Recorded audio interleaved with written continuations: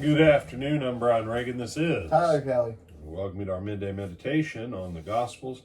Today we're in Luke 23, 6 through 12. When Pilate heard of Galilee, he asked if the man was Galilean, and as soon as he knew that he belonged to Herod's jurisdiction, he sent him to Herod, who was also in Jerusalem at that time. Now when Herod saw Jesus, he was exceedingly glad, for he had desired for a long time to see him, because he had heard many things about him, and he hoped to see some miracle done by him. Then he questioned him with many words, but he answered him nothing. And the chief priests and scribes stood and vehemently accused him. Then Herod, with his men of war, treated him with contempt and mocked him, arrayed him in a gorgeous robe, and sent him back to Pilate.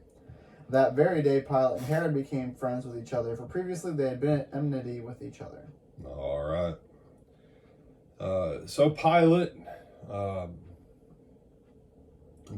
had command of the Roman legions in that region, but he did not command all of the territories. This Herod that's being spoken about knew and had grown up with and had been trained in Rome. So he had his own area. He had a place in Jerusalem because of his family, but his domain was the region of Galilee. Pilate had the region of Judea. Now his army could go anywhere in that region and serve the interest of Rome. And so as an issue of governorship, and this is something to keep in mind,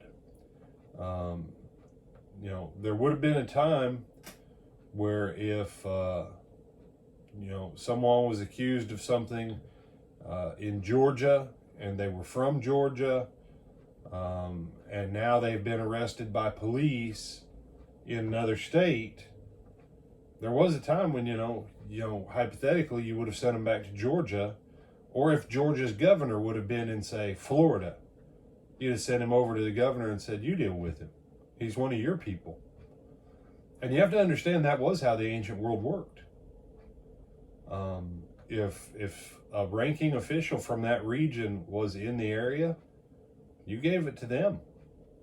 He's y'all's headache. I mean, we were going to go on ahead and just kill him or let him go. But, apparently he's caused troubles back with y'all and he's y'all's problem, so y'all deal with him. That simple act of respect, because Pilate is symbolic of the Herodians not having the same power that they had under their dad, grandfather, great-grandfather, whatever, under King Herod. So the hatred between the Herodians and the various governors that Rome sent, it doesn't have to be personal. It's very political in its orientation, even if it was personal. But look at Herod's attitude. He's never met Jesus. You remember what he thought about Jesus the first time he started hearing about Jesus' miracles? Based on this, he wanted to see him and see miracles for himself. Okay. But you remember, he thought it was John the Baptist that had come back from the dead. After he already had his head cut off. Yeah, he's like, I cut his head off, but he came back from the dead. Oh no! It'd be really nice if he'd do some signs for me.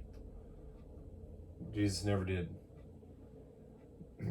And now he's here, and Herod's like, do some dog and pony tricks, entertain me.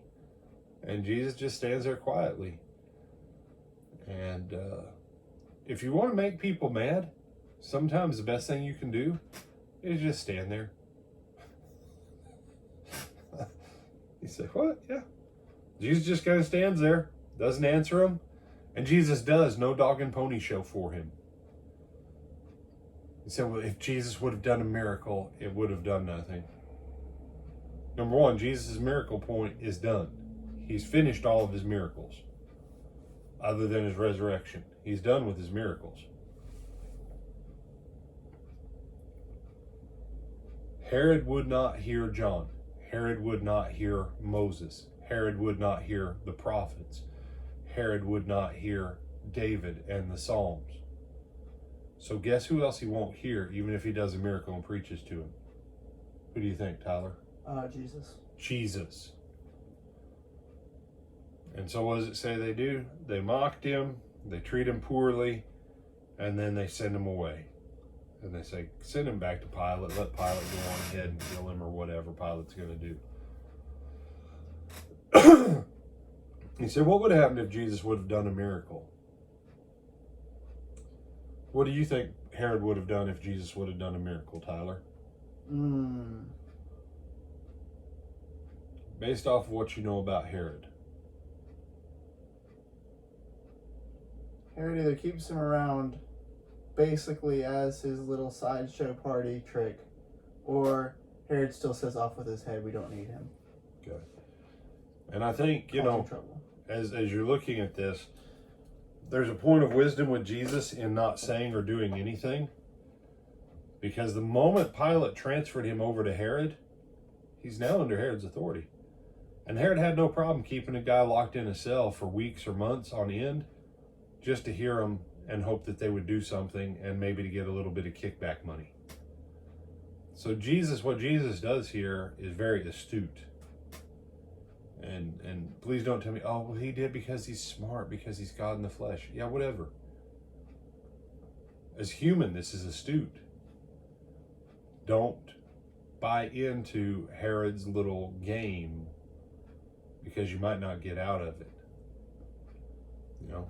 And had Jesus bought into Herod's game, we'd have said the ministry of Jesus was 4.5 years. Because it'd have been another 6 months before Jesus probably would have got out. You know, so